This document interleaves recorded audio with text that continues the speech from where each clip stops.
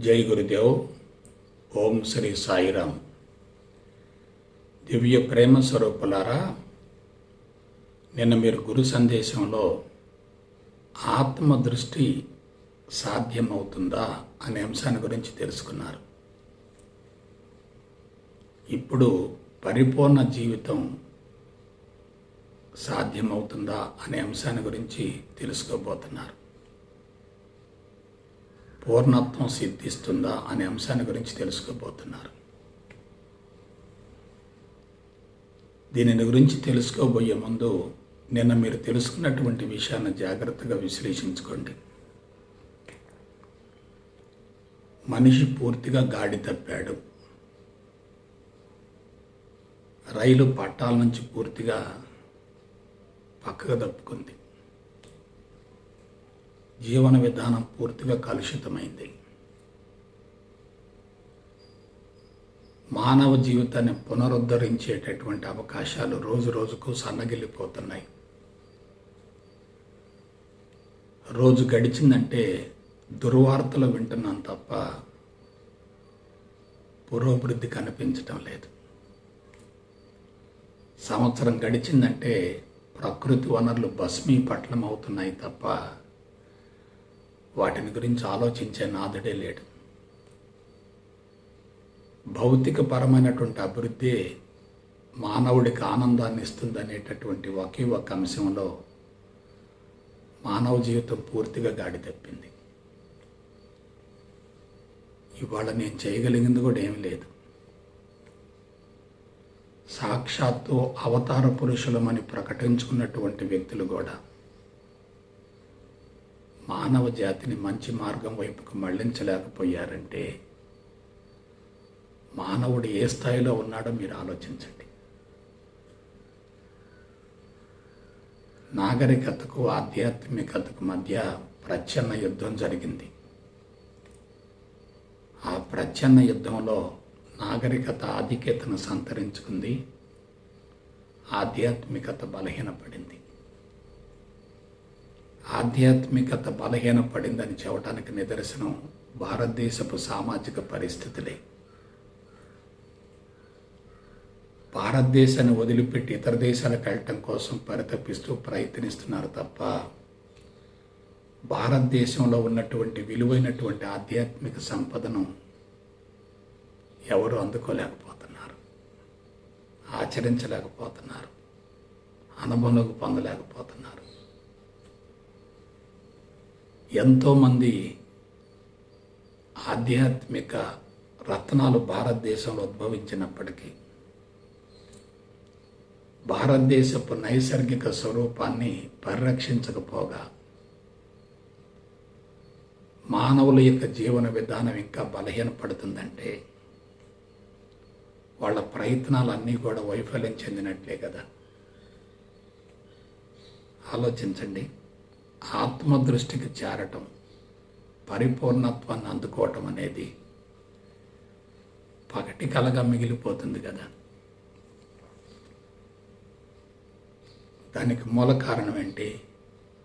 ఆధునిక నాగరికత ఆధ్యాత్మికతను సమూలంగా బలహీనపరిచింది. మనిషి రెండు రకాల జీవితాలలో పూర్తిగా నిమగ్నమవుతాడు. ఒకటి లౌకిక జీవితం, అదే నాగరిక జీవితం. రెండు ఆధ్యాత్మిక జీవితం, అదే ఆత్మ దృష్టికి సంబంధించినటువంటి జీవితం, పరిపూర్ణత్వానికి సంబంధించినటువంటి జీవితం. ఎప్పుడైతే నాగరిక జీవితం వైపుకి మనిషి మళ్ళాడో ఆధ్యాత్మికతను అందుకోవటానికి అదే తీవ్రమైనటువంటి అవరోధం అవుతుంది. శారీరక సుఖమే మానవ జీవితాన్ని సమూలంగా సర్వనాశనం చేసింది. పాలకులు, ప్రభుత్వాలు భౌతికపరమైనటువంటి అభివృద్ధి మీద దృష్టిని కేంద్రీకరిస్తున్నారు తప్ప అందులో ఉన్న ప్రమాదాన్ని గుర్తించడం లేదు కదా. మన కళ్ళ ముందే కొండలు పిండిపోతున్నాయి. అడవులు మొత్తం కూడా పచ్చదనం లేకుండా హరించుకుపోతున్నాయి. కాలుష్యం విపరీతంగా పెరుగుతుంది. నదులన్నీ ఎండిపోతున్నాయి. రోడ్లన్నీ వాహనాలతో నిండిపోతున్నాయి. ఇంటి నిండా ఖరీదైనటువంటి సామాగ్రి ఉంది. ఒంటి నిండా దీర్ఘకాలిక రుగ్మతలు ఉన్నాయి. మనుషుల అంతరంగంలో అసంతృప్తి రోజు రోజుకు పెరుగుతుంది. దీనికి మూల కారణం ఏంటి? నేను మరలా చెప్తున్నాను, ప్రజ్ఞ కుంచుకోవటమే ప్రధానమైనటువంటి అవరోధం.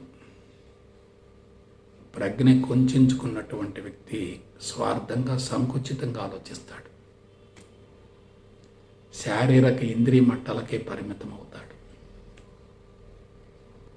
మనసు బలోపేతం అవుతుంది. హృదయ మట్టం మూసుకొని పోతుంది.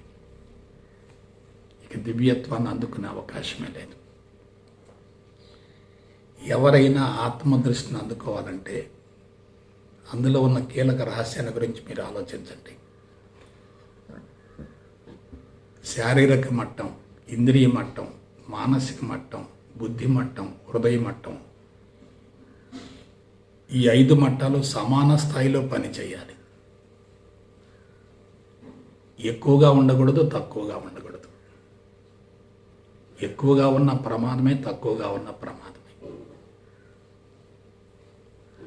5 మట్టాలను అధిగమించి చిత్తమయ కోశానికి చేరి, ఆగ్నేయ చక్రానికి చేరి, అంతరంగ మందుల సమాచారం మొత్తాన్ని సమూలంగా తొలగించుకోవాలి, కరిగించుకోవాలి, దాన్ని పూర్తిగా తుడిచివేయాలి. ఇది చాలా సాహసోపేతమైనటువంటి కార్యక్రమం, దీర్ఘకాలిక ప్రణాళిక. ఇప్పుడు మనుషులంతా ఎక్కడున్నారు? శారీరక ఇంద్రియ మట్టాల్లో ఉన్నారు.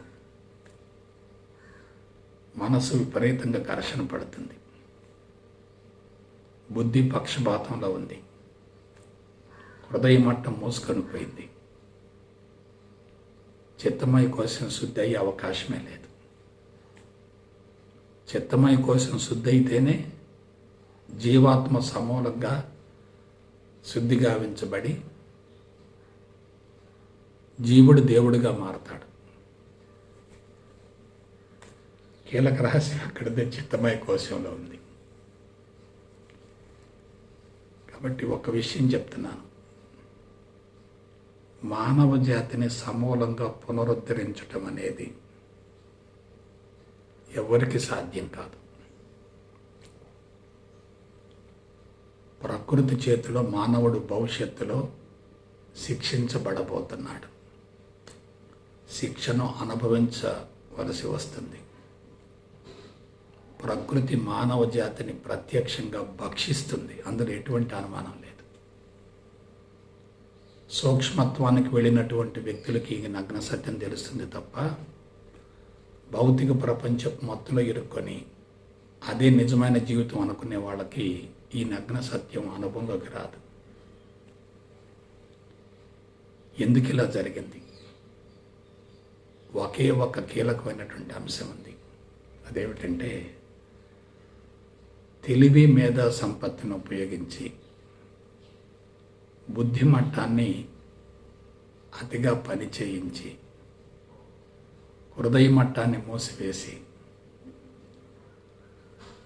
మానవతా దృక్పథం పేరుతో చట్టం, న్యాయం 2 వెలుగులోకి వచ్చాయి. వనరులు అందరికీ అందించాలి, అన్ని వర్గాలకు న్యాయం జరగాలి అనేటటువంటి భావనతోటి రాజ్యాంగం, చట్టసభలు, యంత్రాంగం, బ్యాంకులు, కరెన్సీ కట్టలు ఇవన్నీ వెలుగులోకి వచ్చాయి. ఇదంతా ఏమిటి? మానవుని యొక్క తెలివి మేధా సంపత్తి మనసు కుంచుకుపోవటం, మనిషి స్వార్థంగా ఆలోచించటం. అమాయకుడి కన్నా తెలివి మేధా సంపత్తి ఉన్నటువంటి మేధావి చాలా ప్రమాదకరం. మనకు చెప్తూ ఉంటారు, తేలుకు కొండలో విషం ఉంటుంది అంటారు, పాముకు కూరల్లో మాత్రమే విషం ఉంటుందట. కానీ దుష్టుడికి శరీరం అంతా విషం ఉంటుందట. స్వార్థంగా సంకుచితంగా ఆలోచిస్తూ శారీరక సుఖానికి, ఇంద్రియాల విలాసానికి, వినోదానికి, శృంగారానికి అలవాటు పడ్డటువంటి వ్యక్తుల యొక్క ఆలోచన విధానం ఎంత ప్రమాదకరంగా ఉంటుందో ఆలోచించుకోండి. చట్టం, న్యాయం ఆధిక్యతను సంతరించుకున్నాయి. సత్యం, ధర్మం అడుగంటిపోయాయి.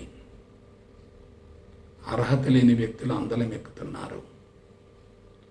అర్హత ఉన్నవాళ్ళు వాళ్ళ దగ్గర బానిస భావంతో చేతులు కట్టుకుని వాళ్ళకు ఊడిగం చేస్తున్నారు. అర్హత ఉన్న వ్యక్తి క్రింద కూర్చొని, అర్హత లేని వ్యక్తి సింహాసనంలో కూర్చుంటే ఈ ప్రపంచాన్ని ఎవరు రక్షిస్తారు? చట్టం, న్యాయం ఎందుకు వెలుగులోకి వచ్చాయి? సంపద హక్కు కోసం, సంపాదన హక్కు కోసం, ఆస్తి హక్కు కోసం, భౌతిక సంపదను సమకూర్చుకోవటం కోసం, వనరులను తన అవసరార్థం చట్టపరంగా సేకరించుకోవటం కోసం ఇవన్నీ రూపొందించబడ్డాయి. అలా రూపొందించినటువంటి వాళ్ళంతా ఎవరంటే స్వార్థపరులు. వాళ్ళ స్వలాభం కోసం చట్టాలను రూపొందించారు. ఎప్పుడైతే ఆస్తి హక్కు, సంపద హక్కు, సంపాదన హక్కు వెలుగులోకి వచ్చాయో మనిషి ప్రపంచం నుండి నాకేమిటి అనే భావనను బలీయం చేసుకున్నాడు తప్ప నా నుండి ప్రపంచానికి ఏమిటి అని ఆలోచించలేదు. అంతా అయిపోయింది. మనం చేయగలిగింది కూడా ఏం లేదు. ప్రతి కుటుంబాన్ని చూసుకోండి, అశాంతి నిలయంగా మారింది. సమాజంలో ఉన్నటువంటి ప్రతి ప్రాంతాన్ని తీసుకోండి, అసంతృప్తితో రగిలిపోతుంది. ప్రపంచంలో ప్రతి దేశాన్ని తీసుకోండి, సమస్యల సుడిగుండంలో ఇరుక్కొని పోయింది. దానికి మూల కారణం ఏంటి? మనస్సు కుంచుకుపోవటం, శారీరక ఇంద్రియ మట్టాలను సంతృప్తిపరిచే విధంగా జీవన విధానం కొనసాగటం. ఏమిటి ఈ పరిస్థితి? ఎందుకు ఇలా జరిగింది? ఎక్కడ పొరపాటు జరిగింది? దానికి మూల కారణం ఏంటి?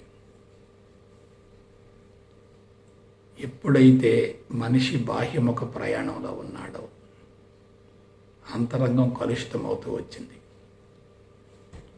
ప్రస్తుతం మానవుల అంతరంగం ఎలా ఉందంటే, ఎంత కఠోర సాధన చేసినా అంతరంగాన్ని శుద్ధి చేసుకునే అవకాశం లేకుండా పోయింది. ధర్మం లేని చోట దేవుడు ఎందుకుంటాడు? దేవుడు లేకపోతే అక్కడ దివ్యత్వం ఎందుకు ఉంటుంది? దివ్యత్వం లేకపోతే ఆత్మదృష్టి ఎలా అనుభవంలోకి వస్తుంది? ఆనాడు వాళ్ళు నివసించిన పరిసరాలు వేరు, ఈనాడు మానవుడు నివసిస్తున్నటువంటి పరిసరాలు వేరు. అవేంటి? నిర్జన, నిర్మానుష్య, ఏకాంత, ప్రశాంత, ప్రకృతిపరమైన, పవిత్రమైన ఒంటరి స్థావరాలు. సంపూర్ణ మౌనంలో దశాబ్దాల తరబడి కొనసాగారు. అంతరంగం ఆటోమేటిక్గా శుద్ధి అయిపోయింది. వాడు కఠోర సాధన చేయలే. ప్రశాంతమైనటువంటి, ప్రకృతిపరమైనటువంటి, పవిత్రమైన స్థావరాల్లో అలాగే ఉన్నారు. పైగా వాళ్ళ అంతరంగం అప్పటికే శుద్ధి అయ్యింది. కానీ వాళ్ళ పరిస్థితి ఏంది? పుట్టుకతోటి అంతరంగం కలుషితంగా ఉంటుంది. తల్లి గర్భంలో బిడ్డ పెరుగుతున్నప్పుడే కలుషితమైన సమాచారం బిడ్డకు అందించబడుతూ ఉంటుంది. అడుగడుగున ప్రతి సన్నివేశంలో, ప్రతి సంఘటనలో, ప్రతి కార్యక్రమంలో కూడా నెగిటివ్ ఫోర్సెస్ విపరీతంగా ఉన్నాయి. ఒకే ఒక మూల సూత్రం దాగి ఉంది ఇందులో: భౌతికవాదపు మత్తు, చట్టపరమైనటువంటి విధానాలు, ప్రభుత్వాలు పాలకులు చేసినటువంటి సరిదిద్దుకోలేనటువంటి నిర్వాహకం, అర్హత లేనటువంటి వాళ్ళు అందలం ఎక్కుతున్నారు. అన్నీ తెలిసిన వాళ్ళని దగ్గరకు రానియటం లేదు. ఆధ్యాత్మికవేత్తలను గౌరవిస్తున్నారు, పూజిస్తున్నారు, వాళ్ళకి పీటలు వేస్తున్నారు, వాళ్ళకి రక్షణ కల్పిస్తున్నారు. కానీ వాళ్ళు తెలియజేసేటటువంటి జీవన విధానాన్ని మాత్రం అమలు జరపలేకపోతున్నారు. అధర్మాన్ని గురించి విద్యార్థి దశలోనే నేర్చుకుంటున్నారు. వార్ధక్యం వచ్చేసరికి మూల్యం చెల్లిస్తున్నారు. కాబట్టి ప్రతికూలమైనటువంటి వాతావరణంలో మనం ఎంత శ్రమించినా మన శ్రమంతా బొడిదలు పోసిన పన్నీరు అవుతుంది కదా. ప్రవాహానికి ఎదురెదడం అంటే ఎంత శక్తిని వెచ్చించాలో మీరు ఆలోచించండి. ప్రతి ఒక్కరు కూడా భౌతికపరమైన జీవితాన్ని గురించి ఆలోచిస్తున్నారు తప్ప సత్యాన్ని గురించి, ధర్మాన్ని గురించి, శీలాన్ని గురించి, నైతిక విలువలను గురించి, నిజాయితీని గురించి ఆలోచించడం లేదు కదా. దీనికి అంతటికి మూల కారణం ఏంటి? శాస్త్ర విజ్ఞానమే కదా, సాంకేతిక పరిజ్ఞానమే కదా, ప్రకృతి పతనం కావటమే కదా, ప్రకృతి కళావిహీనం కావటమే కదా, లోతైన పరిశోధనల ద్వారా సృష్టికి ప్రతి సృష్టిని చేయాలని మానవుడు చేస్తున్నటువంటి విషపు ప్రయోగాలే కదా. ఎలా సాధ్యమవుతుంది? భగవంతుడు సృష్టి ఎంత గొప్పదో మీరు ఆలోచించండి. మానవ దేహాన్ని తీసుకోండి. కంటికి రెప్పలు ఇచ్చాడు, ఆ రెప్పలకు వెంట్రుకలు ఇచ్చాడు. చెవులు ఇచ్చాడు, ఆ చెవుల లోపల అవి సురక్షితంగా పనిచేయడం కోసం గుబులు ఇచ్చాడు. ప్రతికూలమైనటువంటి వాతావరణాన్ని తట్టుకోవడం కోసం వెంట్రుకలు ఇచ్చాడు. ఒక కంటి యొక్క నిర్మాణాన్ని గురించి తెలుసుకోవడం కోసం కనీసం 10 సంవత్సరాలు పడుతుంది. కాబట్టి మానవ దేహాన్ని పరిశీలించండి. భగవంతుడి సృష్టి ఎంత గొప్పదో. అటువంటి దేహం ఇవాళ ఎలా ఉంది? పనికిరానటువంటి పాత్ర మాదిరిగా తయారైంది. చొట్టలబడ్డటువంటి వస్తువులాగా తయారైంది. చిల్లిబడ్డటువంటి కుండలాగా తయారైంది. మీరు ఒకసారి జాగ్రత్తగా ఆలోచించండి. భారతదేశంలో గత 20 సంవత్సరాలుగా ఆధ్యాత్మిక ప్రచారం ముమ్మరంగా జరుగుతున్నప్పటికీ భారతదేశ పరిస్థితులు ఇంకా దిగజారుతున్నాయంటే ఆ ప్రచారం సఫలీకృతం కావడం లేదు.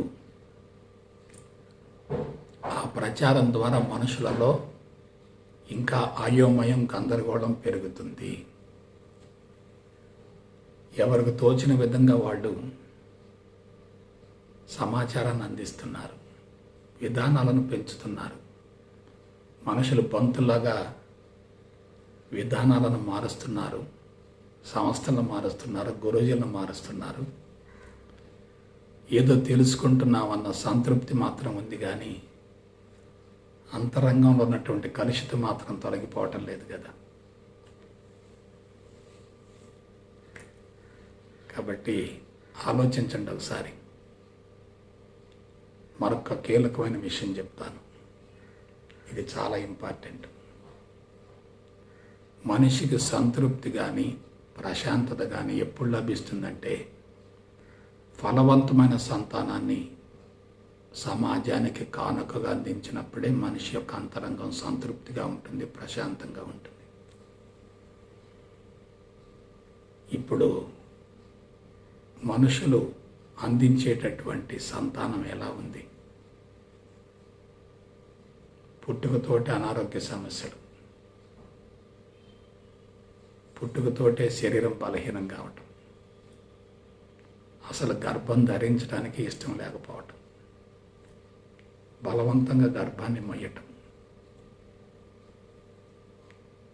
శస్త్రచికిత్సల ద్వారా బిడ్డలను కనడం, బిడ్డలకు ప్రేమను పంచకపోవటం,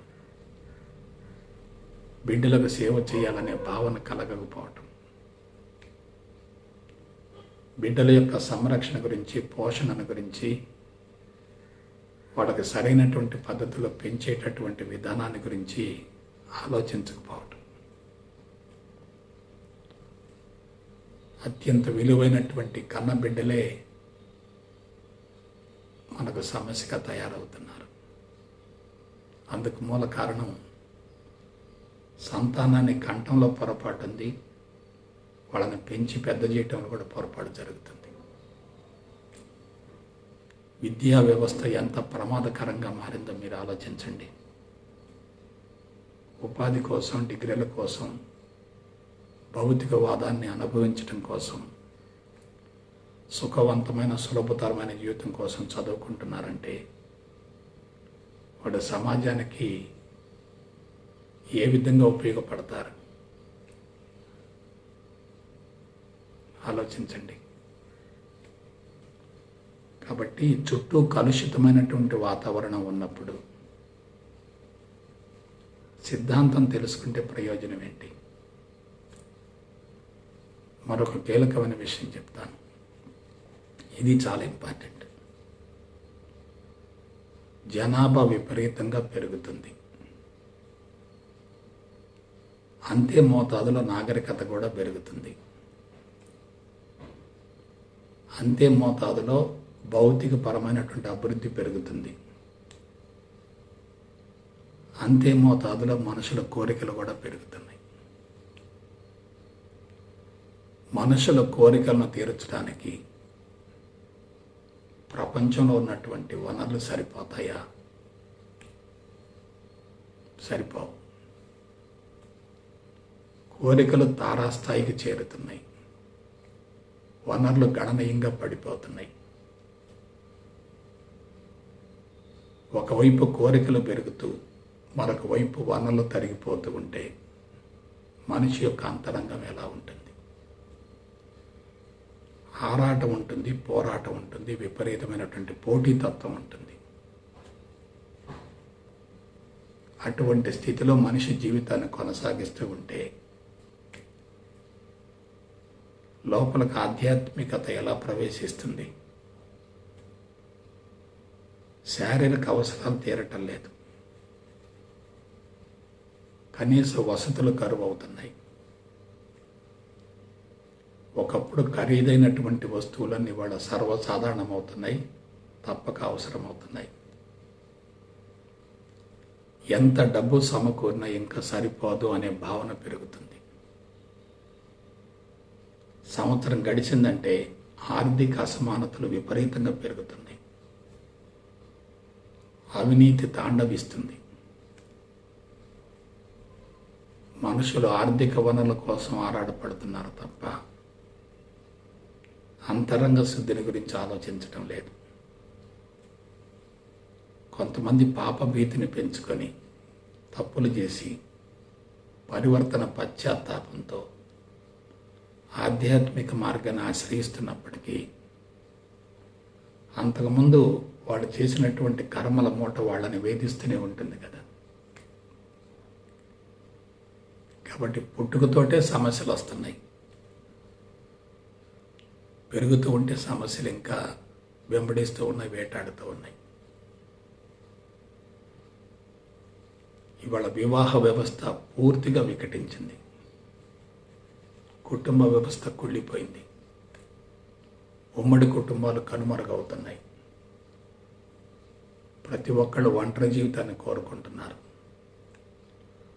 ఒక వ్యక్తి ఉనికి మరొక వ్యక్తికి అసౌకర్యంగా మారుతుంది. ఒకప్పుడు 100 మంది కలిసి జీవించారు, ఇవాళ 2 కలిసి జీవించలేకపోతున్నారు.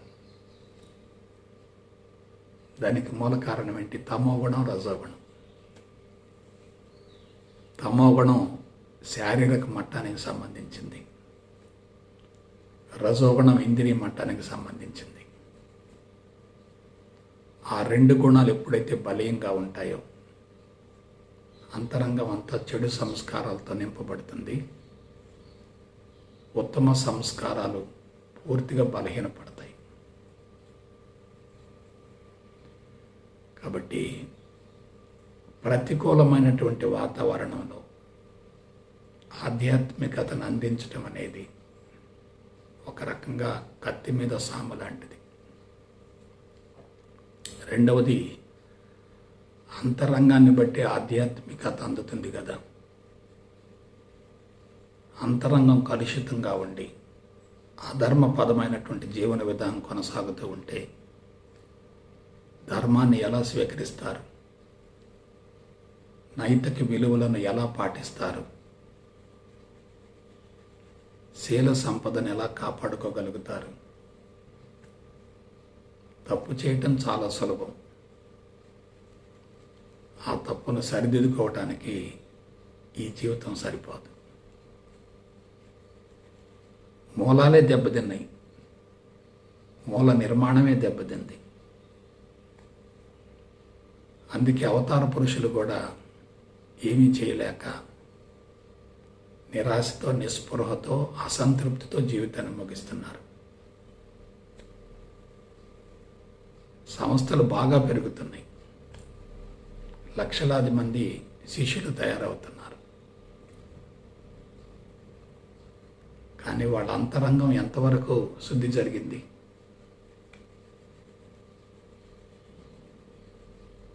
ఎందుకు ఒక వ్యక్తి తన స్థాయిలో ఉన్నటువంటి, తనకు మించినటువంటి మరొక వ్యక్తిని తయారు చేసుకోలేకపోతున్నాడు?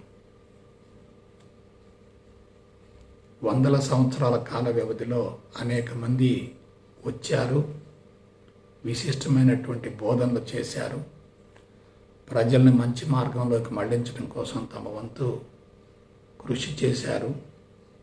కానీ పరిస్థితులు మామూలుగా అవుతున్నాయి. వాళ్ళు ఉన్నంత వరకు తాత్కాలికంగా కొన్ని వందల వేల లక్షల మంది ప్రభావితం అవుతున్నారు. కానీ మూల నిర్మాణం మారటం లేదుగా. ప్రభావితం కావటానికి, సమూల మార్పు రావటానికి చాలా వ్యత్యాసం ఉంటుంది. ఒక ప్రసంగం విన్నప్పుడు అది సత్యమే అని తెలిసినప్పుడు మనిషి తప్పనిసరిగా ప్రభావితం అవుతాడు. కానీ దాన్ని ఆచరించగలిగితేనే మూల నిర్మాణం మారుతుంది, బేసిక్ కాన్స్టిట్యూషన్ మారుతుంది, బేసిక్ స్ట్రక్చర్ మారుతుంది. కాబట్టి ఆలోచించండి. ఇవాళ ఆధ్యాత్మిక మార్గంలోకి ప్రవేశించే వాళ్ళని కూడా గమనించండి. ఆధ్యాత్మిక మార్గంలోకి ప్రవేశించే వాళ్ళను కూడా జాగ్రత్తగా పరిశీలించండి, గమనించండి. మరణ భయంతోనే పరుగులు తీస్తున్నారు, రుగ్మత భయంతో ఆరాటపడుతున్నారు, అనేక రకాల చిట్కాలను ఉపయోగిస్తున్నారు, అనేక రకాల విధానాలను అనుసరిస్తున్నారు, లక్షల కోట్ల రూపాయలు ఖర్చు పెడుతున్నారు. కానీ ఫలితం మాత్రం రావటం లేదు. దీనికి మూల కారణం ఏంటి? ఇంట్లో వస్తువు పోయింది, కానీ బజార్లోకి వచ్చి వెతుకుతున్నారు. వస్తువు పోయింది ఎక్కడ? ఇంట్లో పోయింది.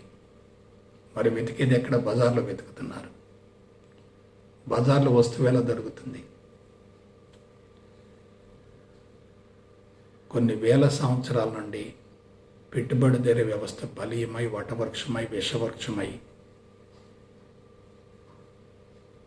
లోతుగా పాతుకొని పోతే దాన్ని తొలగించడం ఎలా సాధ్యమవుతుంది? కాబట్టి వాళ్ళ ప్రపంచాన్ని శాసించేటటువంటి మేధావులంతా కూడా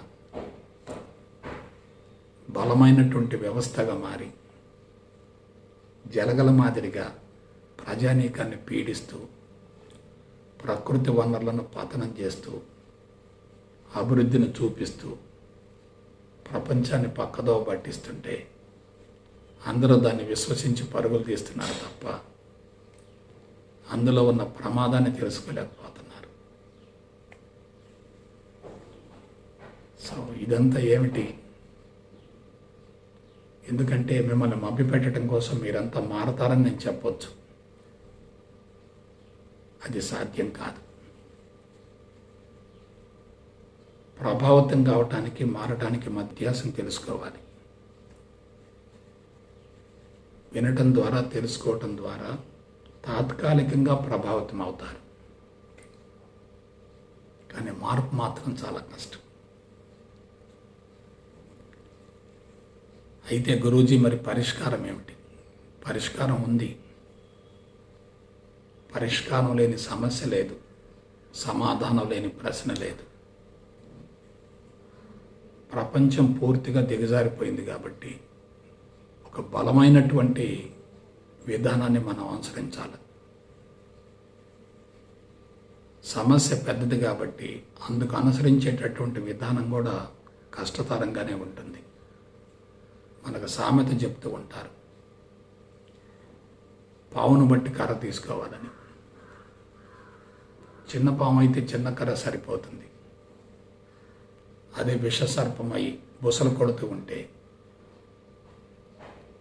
దాన్ని మనం చంపటానికి, స్వాధీనపరచుకోవటానికి పెద్ద కర్రను తీసుకోవాల్సిందే. ఇదంతా ఒక రొటీన్లో జరిగిపోతూ ఉంటుంది. సమస్య పెరిగి పెరిగి పెరిగి పెరిగి విచ్ఛిన్నం మొదలవుతుంది, వినాశనం మొదలవుతుంది, ప్రక్షాళన మొదలవుతుంది, సంక్షోభాలు తలెత్తుతాయి, ప్రమాదాలు జరుగుతూ ఉంటాయి. అక్కడి నుంచి క్రొత్త జీవితం మొదలవుతుంది. దీనికి చాలామంది కలియుగం అంతం అవుతుంది, సత్యయుగం రాబోతుంది అంటున్నారు. ఇది ఒక కంటిన్యూస్ ప్రాసెస్. ఒకటి అంతం కావటం లేదు, మరొకటి మొదలు కావటం లేదు.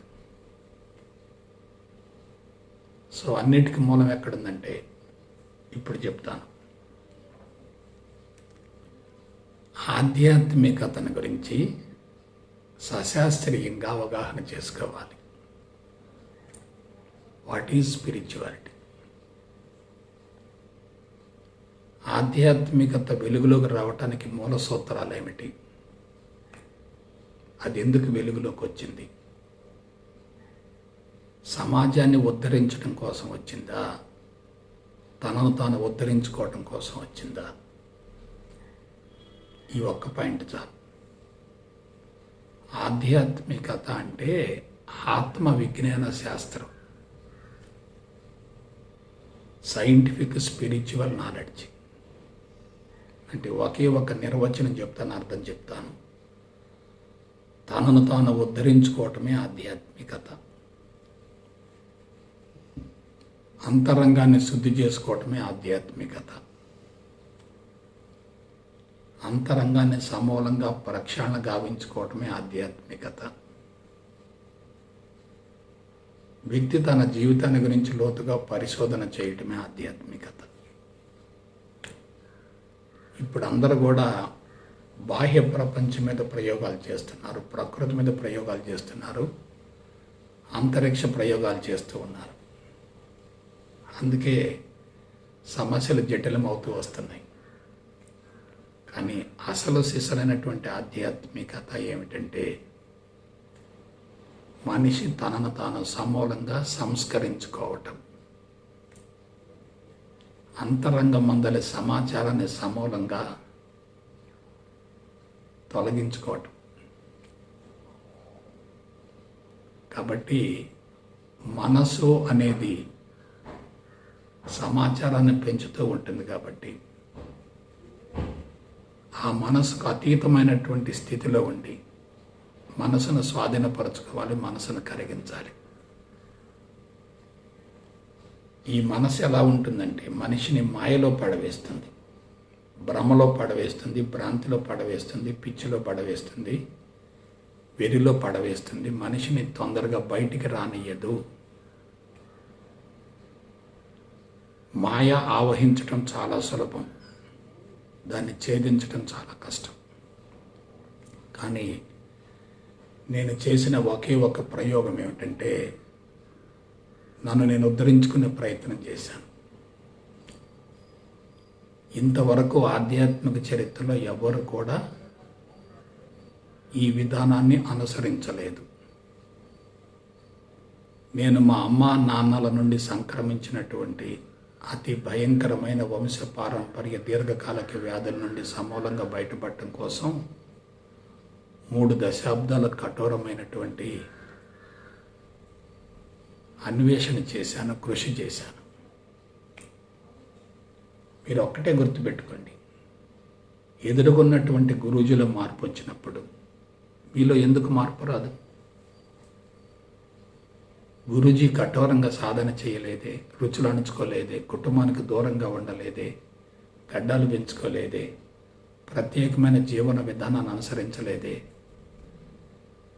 కొండ గుహల్లో కూర్చోలేదే, చీకటి ప్రదేశాలకు పరిమితం కాలేదే, ప్రత్యేకమైన ఆహార నియమాలు పాటించలేదే. ఎదురుగా ఉన్నాడు కదా గురూజీ మీకు. ఆలోచించండి. జీవితాన్ని సమూలంగా పతనం చేసుకొని దేవుడి గుడి చుట్టూ తిరిగితే లాభం ఏంటి? నీ జీవితం నీ చేతుల్లో ఉంది, దేవుడి చేతుల్లో లేదు. విశ్వానికి సృష్టికర్త భగవంతుడే. చరాచర జగత్తు మొత్తం భగవంతుడి నుంచి ఆవిర్భవించింది. కానీ ఆ భగవంతుడికి నువ్వు దూరం కావటానికి మూల కారణం ఏంటి? నీ అంతరంగమే, జీవభావమే, సూక్ష్మ శరీరమే, అహంకారమే, మరింకేమీ కాదు. కాబట్టి మార్పు అనేది నీ చేతుల్లో ఉంది. ఎప్పుడైతే మారాలి అనేటటువంటి భావన బలీయంగా ఉంటుందో అందుకు కృషి కూడా తీవ్రంగా ఉంటుంది. ఆ మార్పు కోసం ఎప్పుడైతే నువ్వు ముందుకెళతావో ప్రకృతి నీకు సహకరిస్తుంది, ప్రకృతి నీకు పహారా కాస్తుంది, ప్రకృతి నిన్ను రక్షించుకుంటుంది, ప్రకృతి నిన్ను తన పొత్తేళ్లలో పెంచి పోషిస్తుంది, నీకు చక్కటి జీవితాన్ని ఇస్తుంది. కాబట్టి నువ్వు నమ్ముకోవలసింది కన్న తల్లిని నమ్ముకో, మనకు అన్నాన్ని ఇచ్చేటటువంటి ప్రకృతి మాతను నమ్ముకో.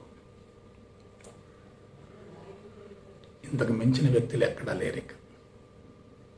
ఇద్దరు మాతలు, దేహమాత, ప్రకృతి మాత. ఇద్దరు చాలు, ఇంకే అవసరం లేదు ఎవరు కూడా. ప్రకృతికి విరుద్ధమైన జీవన విధానాన్ని కొనసాగిస్తూ ప్రకృతి వనరులను విపరీతంగా ఉపయోగించుకుంటూ సాధనల పేరుతో గదుల్లో కూర్చుంటే నీకు వచ్చే లాభం ఏంటి?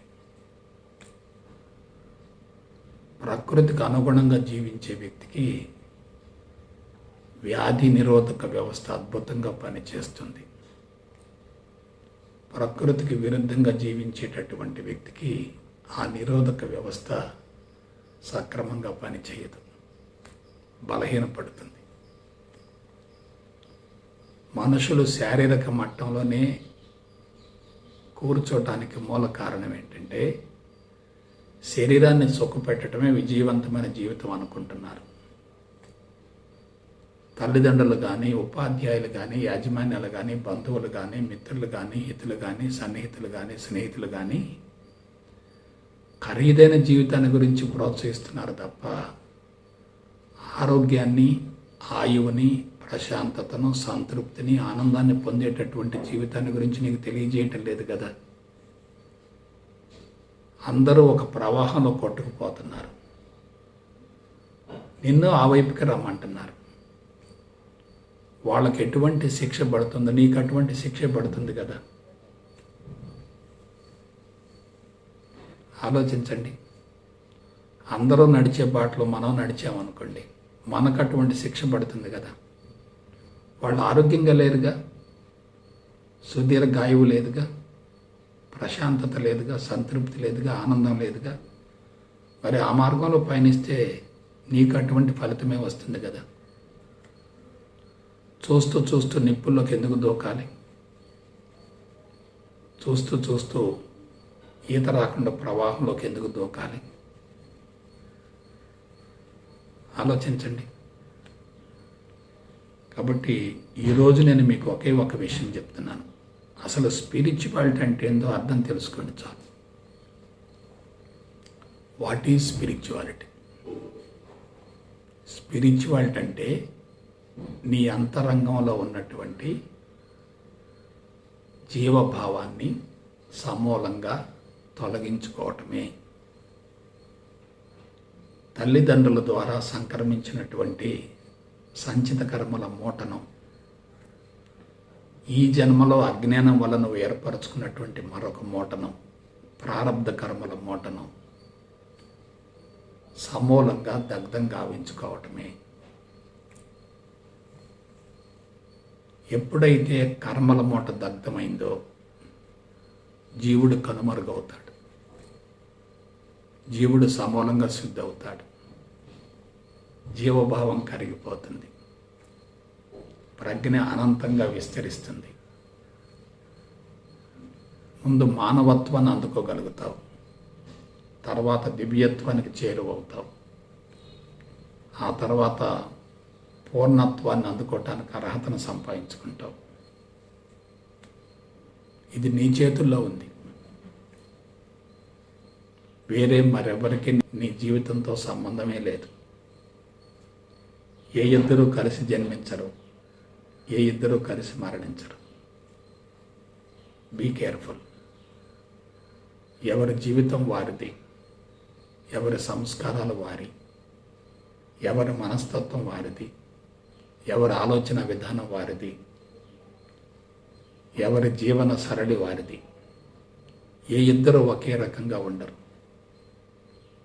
ఏ రెండు జీవితాలు ఒకే రకంగా ఉండవు. ఇది సైన్స్ పరంగా నిరూపించబడింది, ఆధ్యాత్మికంగా తెలియజేయబడింది. ఆధ్యాత్మికతను లౌకిక జీవితాన్ని సపరేట్ చేయకూడదు, రెండు మార్గాలుగా దాన్ని విభజించకూడదు. జీవితం ఒక్కటే కాబట్టి అందుకునేటటువంటి జీవన విధానం కూడా ఒకటే ఉండాలి. భౌతికవాదాన్ని ఆధ్యాత్మికతను సపరేట్ చేయకూడదు, అంతరంగాన్ని లౌక్యాన్ని వేరు చేయకూడదు, సంసారాన్ని సన్యాసాన్ని వేరు చేయకూడదు. వేరు చేస్తున్నామంటే రైలు పట్టాల మాదిరిగా అవి ఎక్కడా కలిసే ప్రసక్తే లేదు. కాబట్టి పరిష్కారం ఉంది, అందులో ఎటువంటి సందేహం లేదు. ఆ పరిష్కారం తీసుకువెళ్ళటానికి మనసు సంసిద్ధం కావాలి, కొన్ని త్యాగాలకు సిద్ధపడాలి, అనుసరించేటటువంటి విధానాల గురించి లోతుగా అధ్యయనం జరగాలి, హేతుబద్ధత ఉండాలి, శాస్త్రీయత ఉండాలి.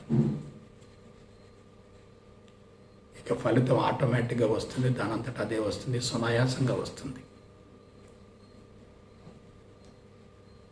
పాతకాలపు విధానాలను నవీన మేధస్సుల మీద బలవంతంగా ప్రయోగించకూడదు. సున్నితమైన, విలువైన, సూక్ష్మమైనటువంటి మేధస్సుల మీద పిచ్చి పిచ్చి ప్రయోగాలు చేయకూడదు.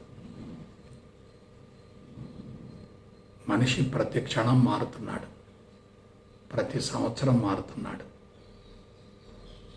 మార్పు అనేది పరిణామంలో ఒక భాగమే, అది యాదృచ్ఛికంగా జరిగిపోతూ ఉంటుంది.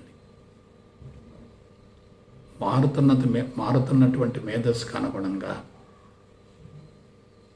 మనం కూడా నూతన విధానాలను అనుసరించగలగాలి.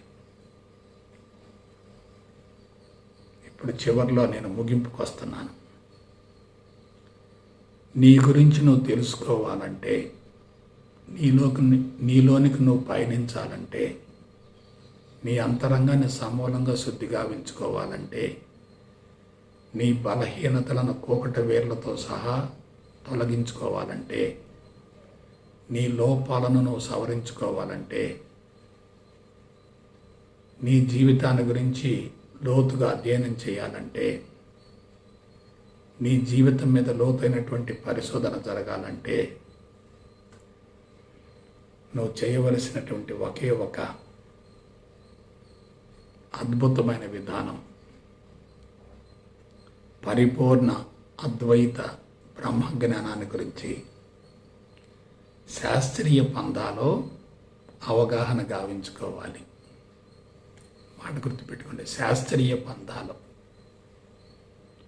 శాస్త్రీయత ఉన్న చోట అనుమానాలకు, సందేహాలకు, సంకోచాలకు, చిక్కు ప్రశ్నలకు ఎటువంటి అవకాశం ఉండదు.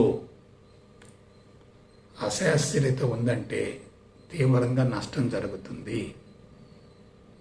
భారతదేశంలో శాస్త్రీయ విధానాలు కరువవుతున్నాయి, అశాస్త్రీయ విధానాలు వెలుగులోకి వస్తున్నాయి. అందుకు మూల కారణం ఒక్కటే, ఎంతోమంది ఆధ్యాత్మికవేత్తలు ఉద్భవించినప్పటికీ వాళ్ళు పూర్వజన్మ సుకృతం వల్ల ఉత్తమ సంస్కారంతో జన్మించి వేలాది మందిని ప్రభావితం చేసినప్పటికీ తమకు సరి సమానమైనటువంటి మరొక వ్యక్తిని ఎందుకు తయారు చేయలేకపోయారు? బలహీనతలు ఏర్పడటం చాలా సులభం, వాటిని తొలగించుకోవటం చాలా కష్టం. బలహీనత ఏర్పడటం చాలా సులభం, తొలగించుకోవటం చాలా కష్టం. బురదగుంటలోకి రాయి వేయటం చాలా సులభం, దాన్ని మరలా బయటికి తీసుకురావటం చాలా కష్టం. తప్పు చేయటం చాలా సులభం, ఆ తప్పును సరిదిద్దుకోవటం చాలా కష్టం. ఆధ్యాత్మిక మార్గంలోకి ప్రవేశించడం చాలా సులభం, పరిణతి చెందటం చాలా కష్టం. పరిపూర్ణ అద్వైత బ్రహ్మజ్ఞానాన్ని గురించి తెలుసుకోవటం కూడా సులభమే, కానీ అనుభవంలోకి పొందడానికి ఎన్నో అవరోధాలు ఉంటాయి. అవరోధాలను అధిగమించి సంస్కారాలను సమూలంగా కరిగించుకొని ఆత్మదృష్టికి, పరిపూర్ణత్వానికి చేరటానికి తప్పనిసరిగా ఉన్నతమైనటువంటి విధానాలను అనుసరించాలి. అనుసరించే విధానం శాస్త్రీయంగా ఉంటే ఫలితాన్ని గురించి ఆలోచించవలసిన అవసరం లేదు. అందించే విధానంలో కనుక లోపాలుంటే ఆధ్యాత్మిక మార్గానికే కళంకం వస్తుంది. ప్రతిదానికి ప్లస్ ఉంటుంది, మైనస్ ఉంటుంది. ఒక కోణంలో చూస్తే మాత్రం పాక్షికత అవుతుంది, ప్రమాదం అవుతుంది. రెండు కోణాల్లో చూడగలిగితేనే పరిపూర్ణత్వం అవుతుంది. అటువంటి పరిపూర్ణత్వం ద్వారానే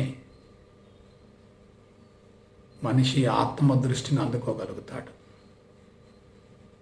అందుకు మీరంతా సంసిద్ధం కావాలని గురూజీ అందించేటటువంటి ఈ సందేశాలను గుడ్డిగా నమ్మకుండా లోతుగా విశ్లేషించుకొని మీ జీవితాలకు అన్వయించుకునే ప్రయత్నం చేస్తారని